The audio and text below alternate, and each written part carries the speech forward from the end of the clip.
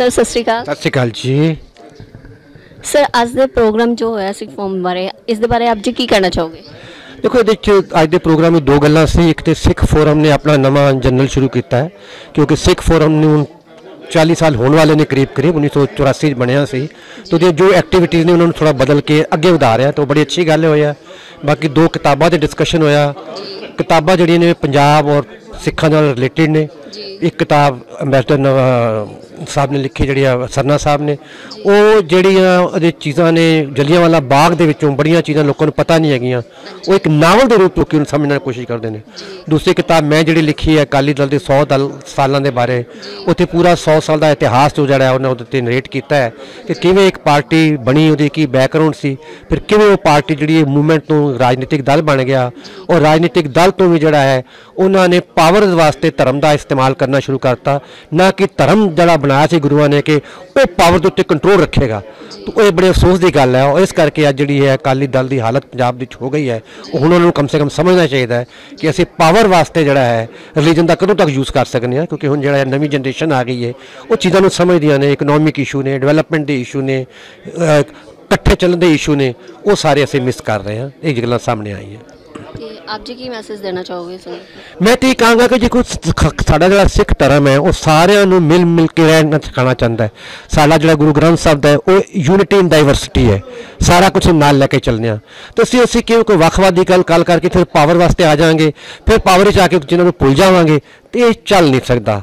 तो सानू इकट्ठे होकर अपने हकों वास्ते लड़ना चाहिए, जोड़े हक ठीक ने उन्होंने लड़ना चाहिए, लेकिन उन्होंने हकों के नाँ से जी अननैसेसरी कॉन्फ्लिक्ट क्रिएट करके लोगों को अगे वधा के फिर मरवा के आप पिछे ना हो जाना चाहिए। ये जी राजनीति है बहुते दिन चल नहीं सकती। आई थिंक ये एक नया पड़ाव है सिख फोरम का। इसकी फॉर्मेशन हुई थी 1984 में, जो सिख दंगा पीड़ित थे उनकी रिहैबिलिटेशन के लिए।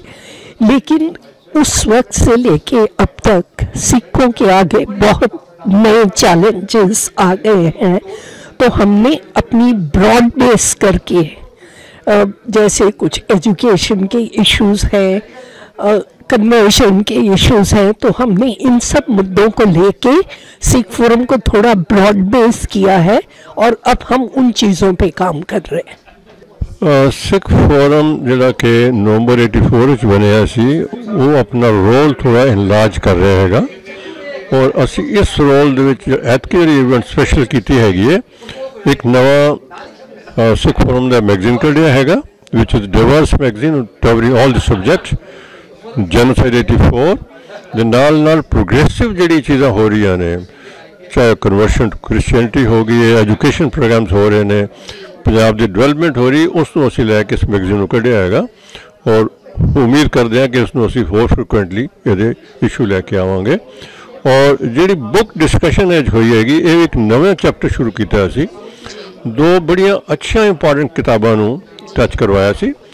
क्रिम्सन स्प्रिंग जिहड़ी कि जलियांवाले बाग के उपर हैगा, 100 साल हो गया जलियांवाले बाग का। This book is in reference to that एक बहुत ही अच्छी किताब हैगी जिहड़ी हर एक नूं पढ़नी चाहिए हैगी। इस तो बाद जिहड़ी दूसरी किताब हैगी है अकाली दल 100। हिंदुस्तान दे विच कांग्रेस पार्टी तो बाद विच कोई पार्टी आई है with history, it is the Akali Dal. इन्होंने 100 साल हो गए ने पूरे, और similarly Congress is older than that. तो इसका भी पूरा जोड़ा खाका बना के जो डॉक्टर नारंग जी ने उसनों पढ़ने वाली किताब हैगी, क्योंकि बहुत सारी चीज़ां दसदा हैगा कि ये शुरू कित्थों हुई, लोड़ की पई सी, वीकनेसिस हुण की हैगियां ने, और की कुछ हो सकता है। बहुत ही विधि अकाली पार्टी दे विच काफ़ी पॉलिटिक्स भी हैगी है, फ्रिक्शन भी हैगियां ने, तो उसनों उन्होंने सारी बयान किया हैगा। हो सकता है कि कमिंग जनरेशन जिहड़ियां ने उसनों कुछ सीध लैके होर काम ठीक करन। आप जी की मैसेज देना चाहोगे संगत को? मैं यही कहना चाहवागा कि तुसी सिख फोरम नाल मिलो, जुड़ो, और मैंबर भी बनो, और साढ़े जो थिंक टैंक हैगा उन्होंने शामिल होवो, अपने ओपीनियन दिओ, और ताकि असी कम्यूनिटी के वास्ते कोई नवे नवे प्रोग्राम लिया सकीए, उहदे रिफॉर्म वास्ते, कंस्ट्रक्टिव अप्रोच वास्ते। और एजुकेशन के उत्ते जोर दे के, स्किल डेवलपमेंट पर जोर दे के, लीडरशिप के रोल दे के, ताकि असी उन्होंने उपर लैके आइए। बिकॉज हुण young leader with new strategy, new education platform available ने, असी उन्होंने तैयार करना चाहते हैं। तो इस लिए सारे कहांगे request all the youth to come forward, जोड़े प्रोफेशनल काम कर रहे हैं और ये रोल अपना अला करन and they should take it forward to the next generation. ये बहुत ही अच्छा होया है क्योंकि ये दो इतिहासिक गल्लां विचारियां गई ने, दो किताबां लिखियां गई सन, एक जलियांवाला बाग ते जलियांवाले बाग ते वो नॉवल सी, नॉवल के रूप में लिखा गया है। पर जलियांवाला बाग एक ओहो जिहा साका है जो किसी भी पंजाबी या किसी भी देशवासी के दिल नूं तोड़ के रख देगा, है ना। क्योंकि जिस तरीके वो साका होया, जिस तरीके निहत्थियां उत्ते गोली चली और जिस तरीके जनरल डायर ने आके सारा किया, वो बहुत ही दुखदाई है। सो सारे देशवासियों को पता लगना चाहिए, सारे देशवासियों को उस चीज़ बारे जो ज्ञान होएगा वो देखणगे कि पंजाब ते पंजाब के इलाके विच 100-150 साल पहले अंग्रेज की करते पे सन। तो इसलिए वो किताब बहुत इतिहासक नावल है, बहुत अच्छे तरीके लिखा गया, उस ते विचार हुई सी। दूजी जिहड़ी किताब सी वो अकाली दल मूवमेंट ते है। अकाली दल मूवमेंट जिहड़ी है वो करीब 100 साल पुरानी हो चुकी है। तो उहदे विच भी जलियांवाला बाग की जिहड़ी दहशत हुई सी, उन्हें भी एक योगदान पाया सी जदों अकाली दल बनिया। तो अकाली दल मूवमेंट बनने तो पहले भी जदों महाराजा रणजीत सिंह तो बाद एंग्लो सिख लड़ाइयां हुई सन, सिखां नाल काफ़ी ज़्यादा जुल्म हो रहा सी। उस तो बाद मिसलां बनिया सन, तो मिसलां नूं इकट्ठा तो महाराजा रणजीत सिंह ने किया सी। पर जदों फिर एंग्लो सिख लड़ाइयां हुई तो उस तो बाद 1851 विच फिर जो जिहा इतिहास चलिया, उहदे विच इंज लगदा है कि सिखां ते फिर थोड़ी जी मुश्किल आई सी। पंजाब दे विच भी बड़ी मुश्किल आई सी, तो पंजाब का तो पार्टीशन हो गया अखीर ते आके। सो वो भी मन लगता है कि जी अकाली दल मूवमेंट है वो पंजाब के बारे भी है, सिर्फ सिखां के बारे नहीं है, पंजाब के बारे भी है। तो पंजाबियों को की तकलीफां आ रही सन, कि उत्थे प्रॉब्लम्स आ रही सन, वो सारी जो साडे देश का इतिहास है, वो साडे पिछोकड़ जो इतिहास है उन्होंने याद करना, उहदे कोलों सीखना, अगर उधर उस वेले कोई गलतियां हुई ने उन्होंने दुरुस्त करना, वो साडा फर्ज है। तो वो जिहड़ी दूजी किताब है वो काफ़ी अकैडमिक किताब सी, काफ़ी खोज सी उहदे विच, काफ़ी वड्डी भी किताब हैगी है। तो उस ते जिहड़ी विचार हुई है वो मैं उन्होंने इतिहासिक तत्थ समझ के तो उहदे कोलों की असी सनिया लैना है, की सिक्ख्या लैनी है, तो किवें असी अगे वधना है, वो किताब चो मैनू वो कीमत जापी। तो आप जी की मैसेज देना चाहोगे संगत नूं?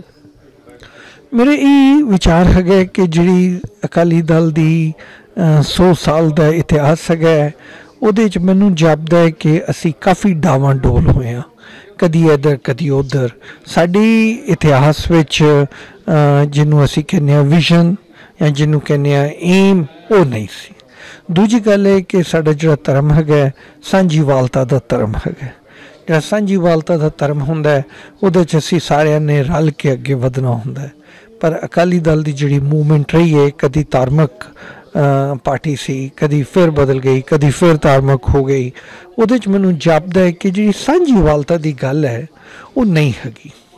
तो वो मन लगता है कि जिहड़ियां सियासी पार्टियां ने, अगर सियासी पार्टियां ने बड़ा ट्रांसपेरेंट दसना चाहिए साडा की मूवमेंट हैगी है, की असी सोचते पे हाँ, किंज असी अगे वधना है। पंजाब दी जिहड़ी साडी अर्थ व्यवस्था है उहदे च मैनूं लगता है ग्रीन रेवोल्यूशन का योगदान सी।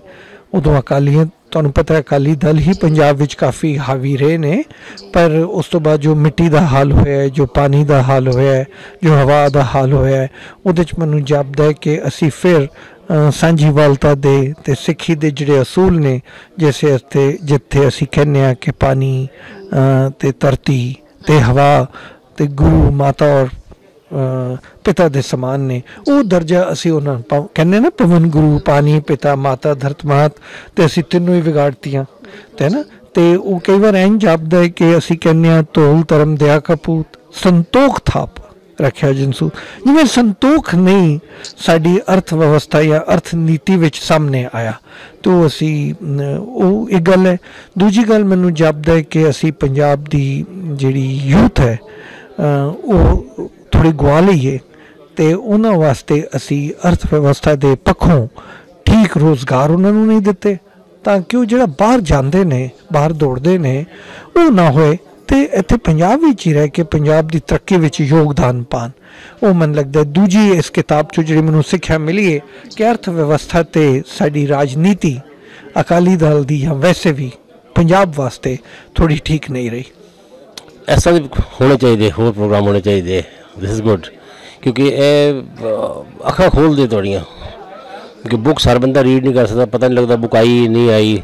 ਜਦੋਂ ਬੁੱਕ ਆਉਂਦੀ ਹੈ ਤਾਂ ਕਿਸੇ ਨੂੰ ਪਤਾ ਨਹੀਂ ਚੱਲਦਾ। ਸੋ ਇਸ ਤਰ੍ਹਾਂ ਦੇ ਪ੍ਰੋਗਰਾਮ ਲਾਂਚ ਵਗੈਰਾ ਕਰਕੇ ਜਦ ਵੀ ਅੰਡਰਸਟੂਡ ਕਿ ਕਹਿਣਾ ਕੀ ਚਾਹ ਰਹੇ ਨੇ ਅਤੇ ਬੁੱਕਸ ਕੀ ਕਹਿ ਰਹੀਆਂ ਨੇ ਅਤੇ ਹਿਸਟਰੀ ਦੇ ਬਾਰੇ ਪਤਾ ਲੱਗਾ ਥੋੜ੍ਹਾ ਜਿਹਾ ਵਿਚ we are not actually aware of since we are based in the latest technology dealing data science, machine learning and all that, so we are not much aware of the history and we have not read। ਤੇ ਸਾਡੀਆਂ books ਤੋਂ ਤੇ ਚੀਜ਼ਾਂ ਗਾਇਬ ਨੇ, not ਹੁਣ ਗਾਇਬ ਹੋਈਆਂ ਨੇ, ਪਹਿਲੇ ਦੀਆਂ ਵੀ ਗਾਇਬ ਨੇ, ਹੁਣ ਹੋਰ ਗਾਇਬ ਹੋ ਰਹੀਆਂ ਨੇ। ਕੀ ਮੈਸੇਜ ਦੇਣਾ ਚਾਹੋਗੇ ਆਪ ਜੀ ਸੰਗਤ ਨੂੰ? ਸੰਗਤ ਦੇਣਾ ਚਾਹਾਂਗੇ ਮੈਸੇਜ ਕਿ ਤੁਸੀਂ ਅੱਗੇ ਵਧੋ, ਪਿੱਛੇ ਦੇ ਲੈਸਨ ਜਿਹੜੇ ਸੀ ਅਸੀਂ ਲੈ ਲਏ ਨੇ। Now we move on to the latest technology, ਅੱਗੇ ਵਧੀਏ, ਸਿੱਖੀਏ, स्किल डेवलप करिए, लर्न करिए, हाथ में काम करना सीखिए। That's the most important thing. यही कहना चाहेंगे। मैं सिर्फ यही मैसेज देना चाहती हूँ कि आजकल हमें हर एक कम्युनिटी को अपनी पूरी कोशिश करनी चाहिए कि चैन, अमन, शांति, ये सारी चीज़ें इस देश को आगे बढ़ाने के लिए बहुत बहुत ज़रूरी हैं।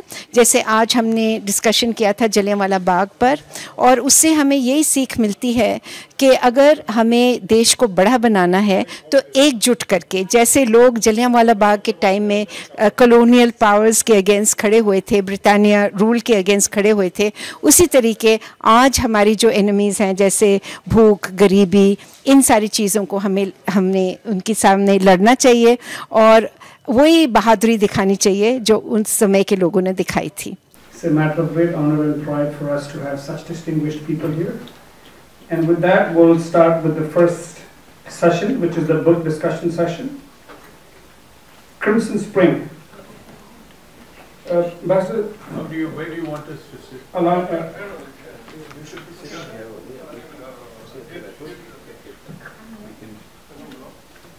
Yeah, I'm working on it. Allow me to build it.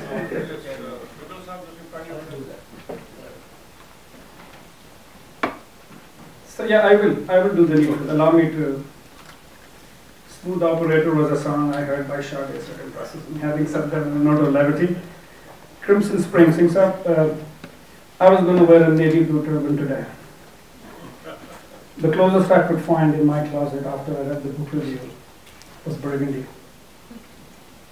So much so that my cufflinks too.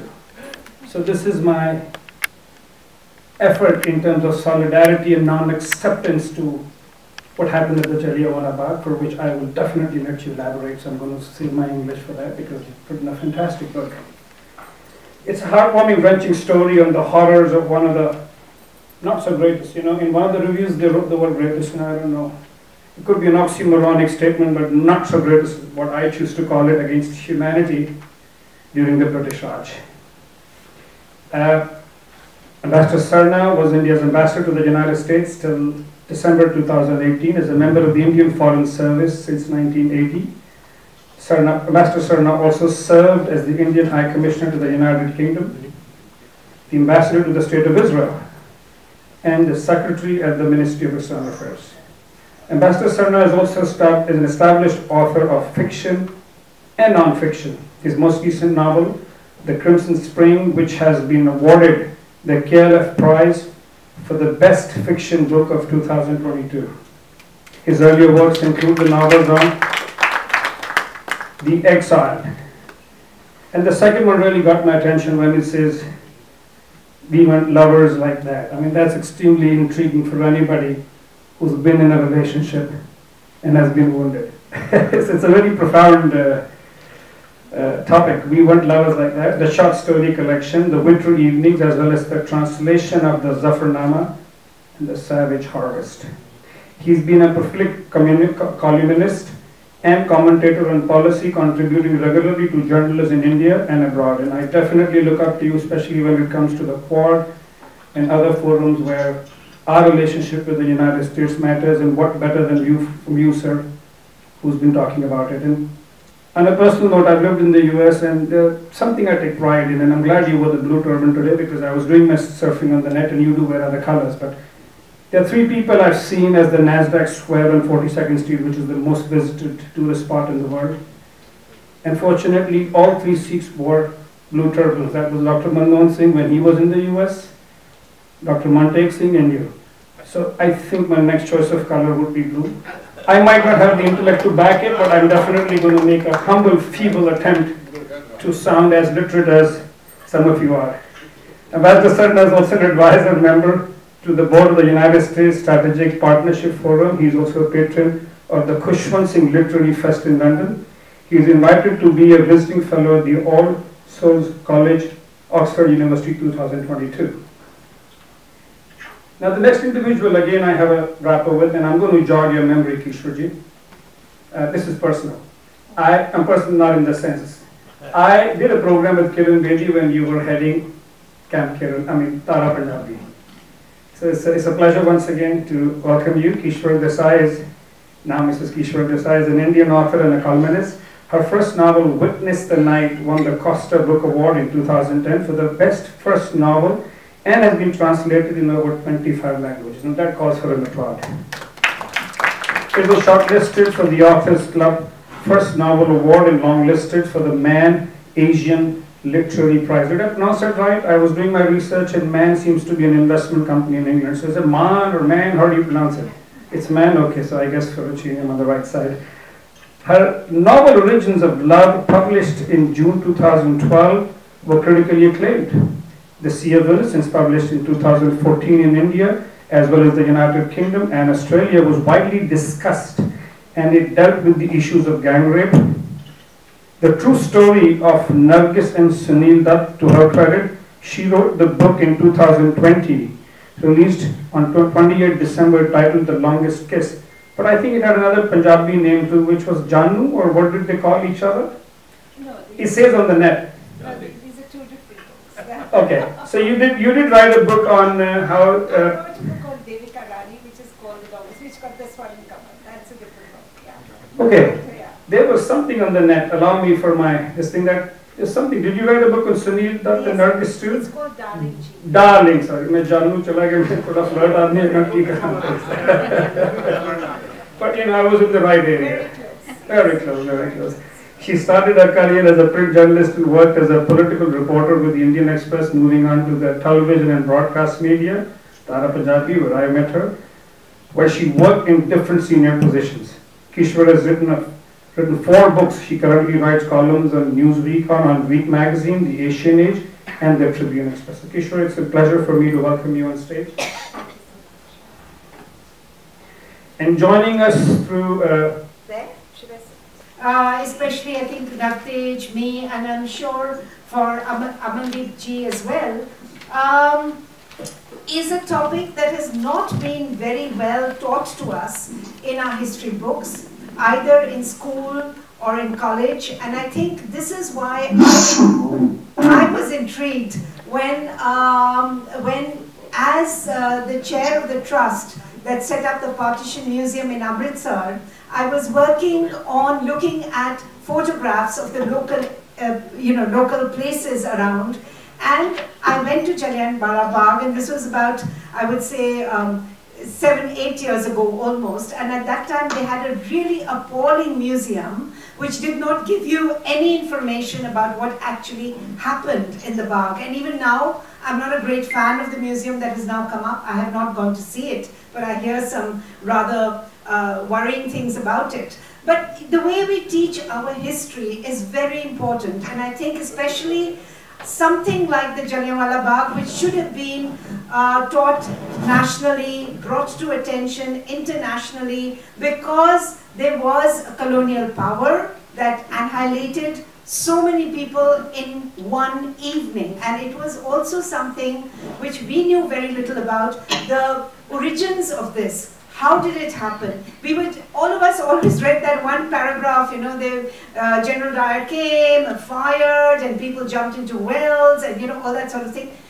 When I started doing my research, I discovered a lot of this information that was given to us was actually incorrect, and much of which, what was said about that it being just that one day, you know, that was also incorrect. As a result of which, I think Chaddaji and we all set up that, you remember that Jallianwala Bagh Society, we had that thing going because we wanted to bring to the world actually what the real story of Jallianwala Bagh was. And as you know, the events began not on that day, on the 13th of April, did not even end on that day. It went on for months that Punjab was under terrible curfew, under martial law, and prior to that there had already been killings in Amritsar, and in fact when Jallianwala Bagh, the massacre took place, there had already been a curfew and many other things that were happening in Amritsar at that time. So it is quite sad that many of us did not know how this came to be.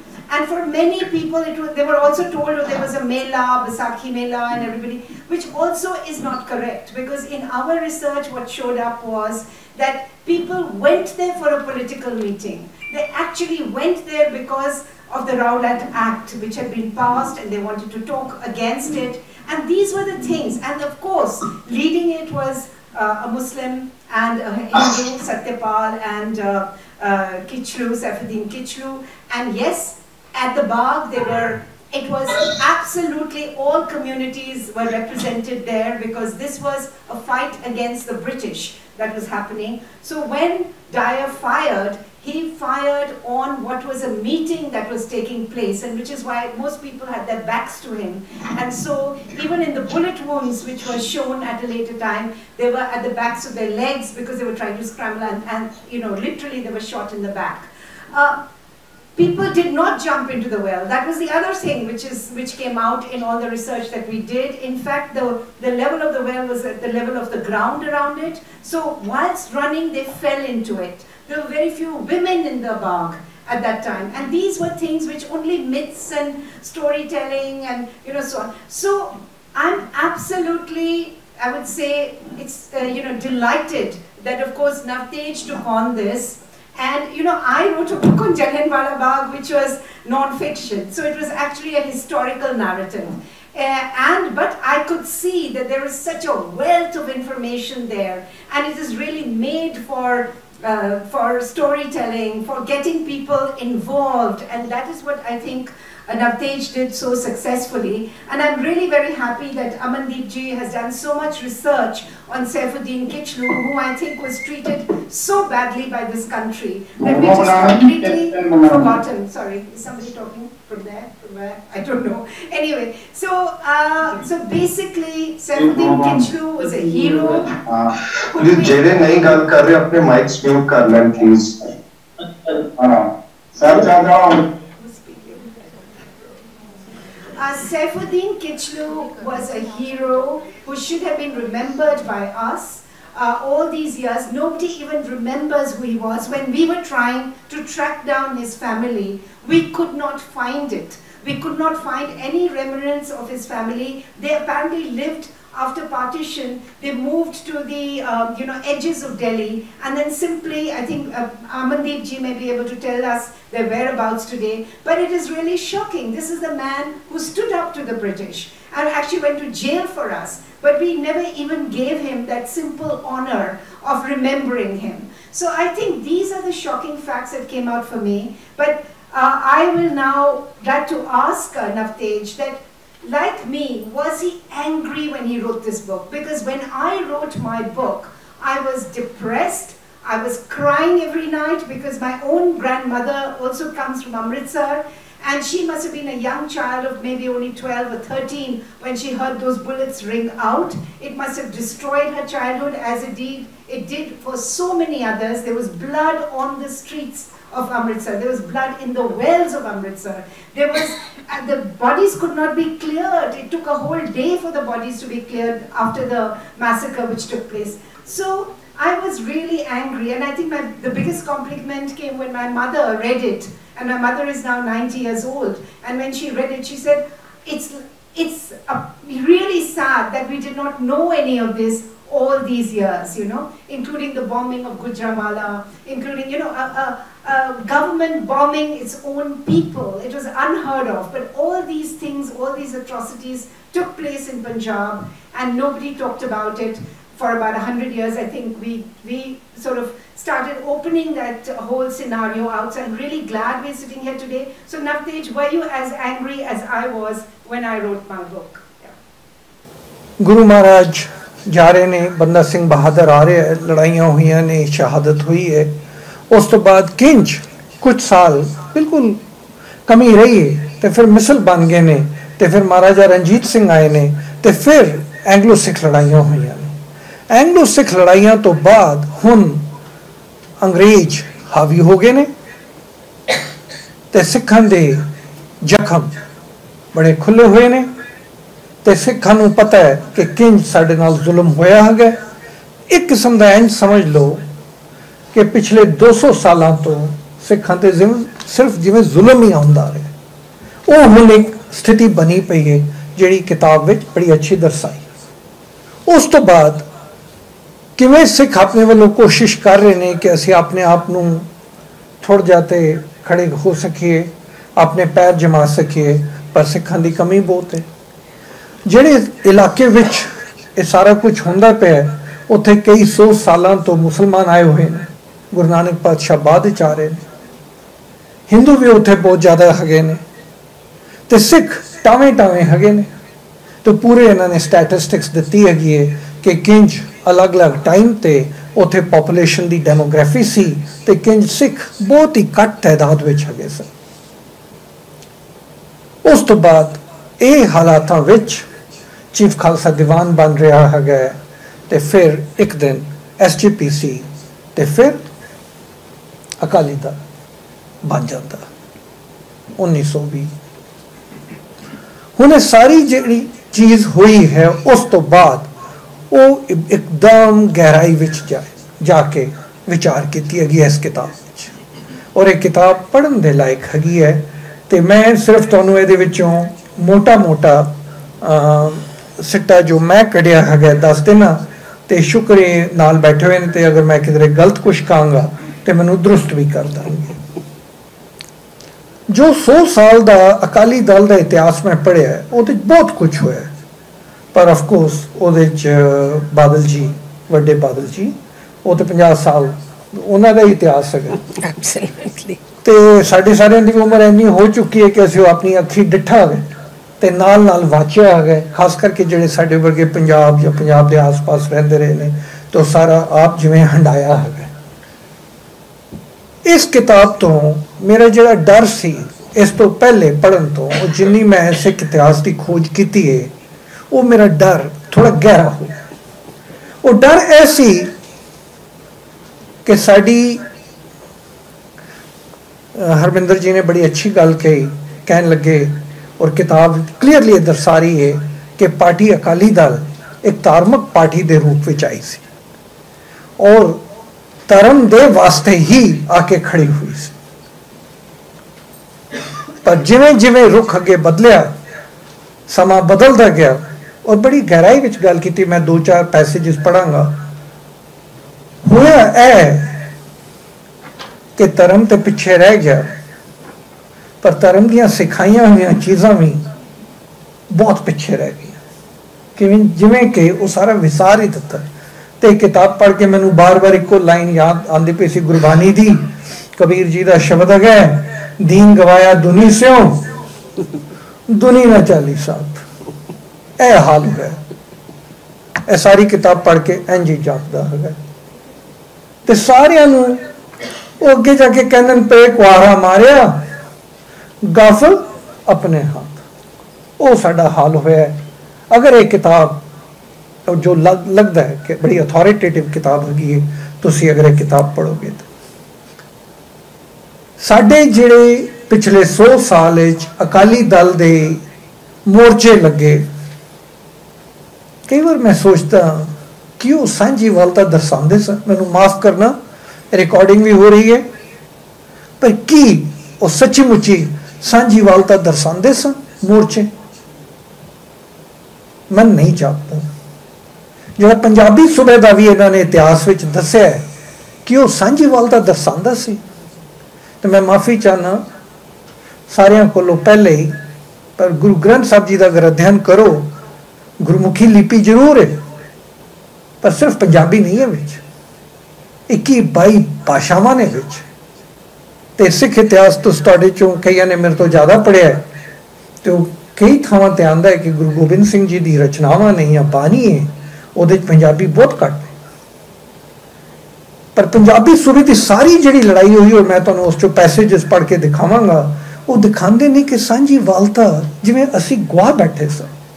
ज़्यादातर इस किताब चो पढ़ के N जापदे, और मेरा डर सी जिथे मैं वो गल अद्धी विचकार छड्डी सी कि सिख लीडरशिप ने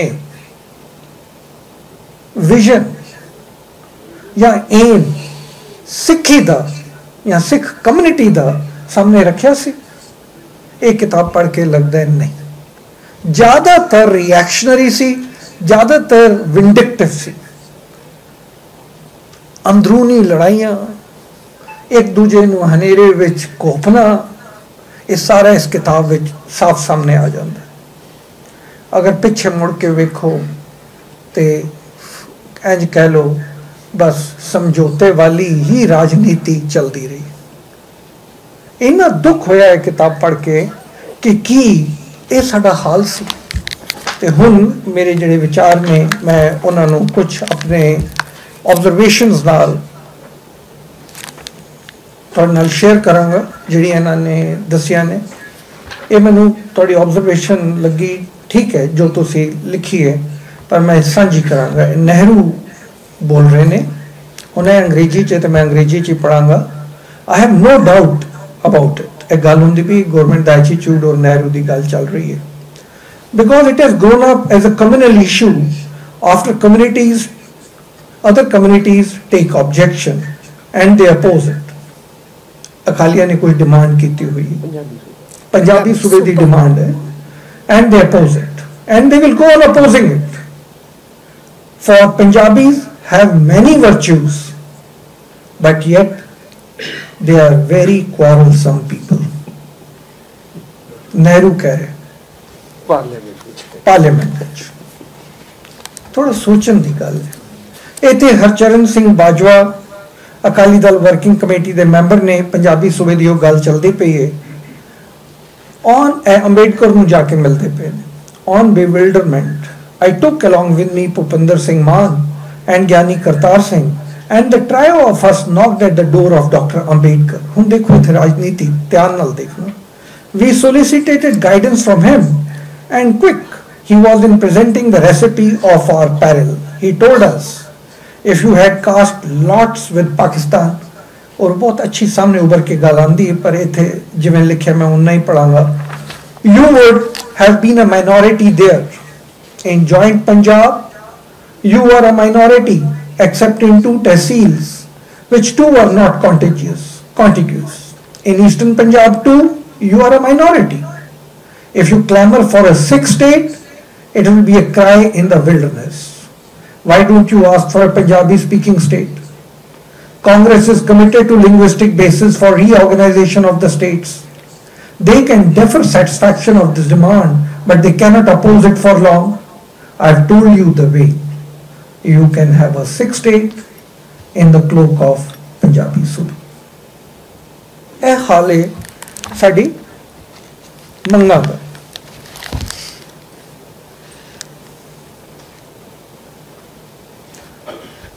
अकाली लड़ रहे ने, अपोज करते पे ने। 1975 की गल है, तो यह साडा जिहड़ा आनंदपुर साहब रेजोल्यूशन आ चुका है। इहदे च अकाली दल नाल थोड़ी बहुत गल करने की कोशिश की जा रही है, पर अकाली दल के अंदर जी गलबात चलती पई वो चलती पई है कि असी थोड़ी इन्हां दी लाइन है पढ़ देना कि असीं सिर्फ लड़ना ही लड़ना है, असीं कोई इन्हां नाल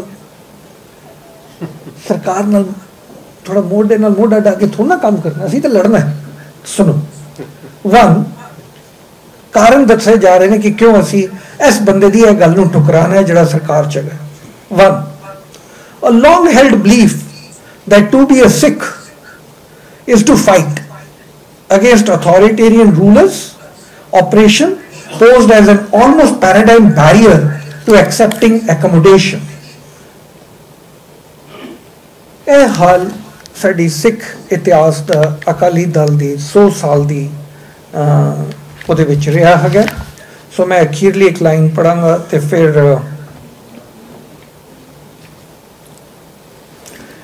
गल हो रही है बलदेव सिंह जी की, तो बाहर गए ने, उत्थे इंडिया तो बाहर इंग्लैंड गए हुए ने, तो उत्थों दी हुण वापस आंदे पे ने।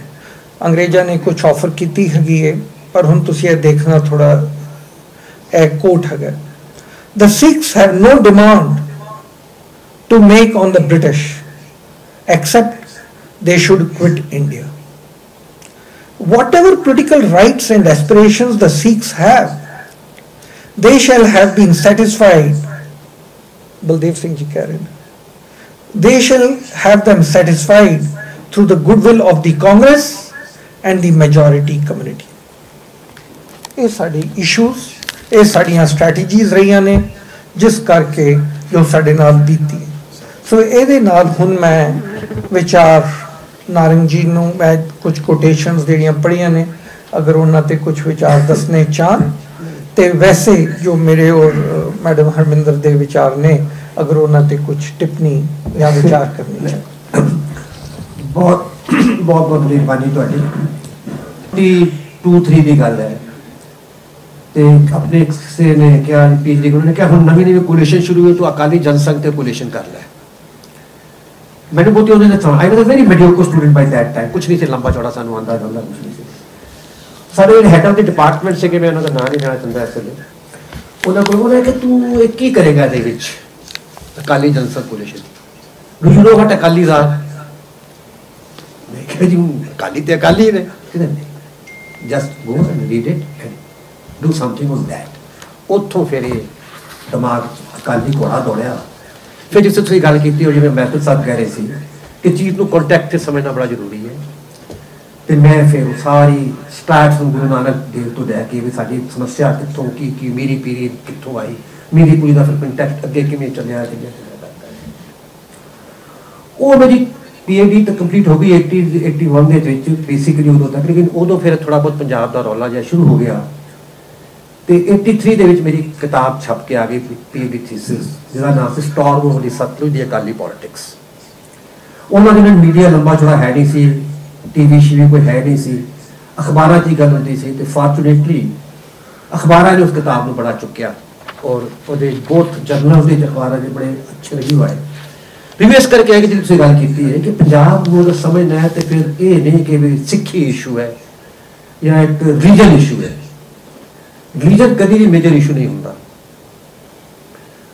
स्टार्ट इतों गल होंगी कि कोई भी जी कम्युनिटी है वो होमोजीनियस नहीं होती, हेट्रोजीनियस।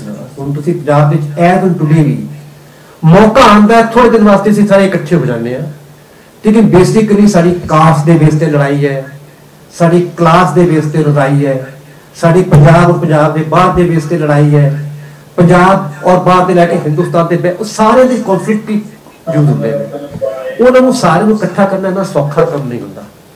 इस करके जो भी कहांगे कि रीजन है पॉलिटिक्स के हैड सेंटर है वो फिर अल्टीमेटली फेल होता है।